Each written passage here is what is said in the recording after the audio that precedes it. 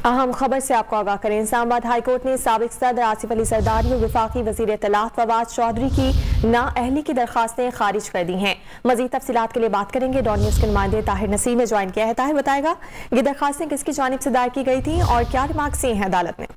ये देखेंगे वफाकी वजीर फवाद चौधरी और साबिक सदर आसिफ अली जरदारी की नाअहली की दरखास्तों पर समाअत इस्लामाबाद हाईकोर्ट के चीफ जस्टिस अख्तर मिनल्लाह ने की। दौरान समाअत चीफ जस्टिस ने रिमार्क दी कि दोनों केसेस मुंतखब नुमाइंदों से मुतल्लिक है, दोनों को उनकी अवाम ने मुंतखब कर रखा है। जब अवाम ने मुंतखब कर रखा है तो अदालत क्यों मुदाखलत करे?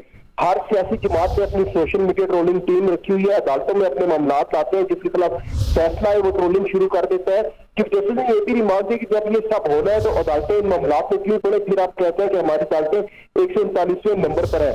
ये रेटिंग अदालतों की नहीं, पूरी गवर्नेंस सिस्टम की है। अदालत ने रेटिंग की बुनियाद बनने वाली जवाबी कापी वकला को दिया। अदालत ने दलाइल सुनने के बाद फवाद चौधरी आसिफ अली जरदारी की नाअहली की दरखास्तें खारिज कर दी हैं और कहा है कि दरखास्तें खारिज होने का तफसीली फैसला बाद में जारी किया जाएगा। जी, तफसीली फैसला बाद में जारी किया जाएगा। दरखास्तें फिल वक्त के लिए खारिज की गई हैं। बहुत शुक्रिया, आपने अपडेट किया था। ताज़ा तरीन वीडियोस के लिए हमारा YouTube चैनल सब्सक्राइब करके बेल आइकन प्रेस करिए ताकि आपको मिले हर अपडेट सबसे पहले।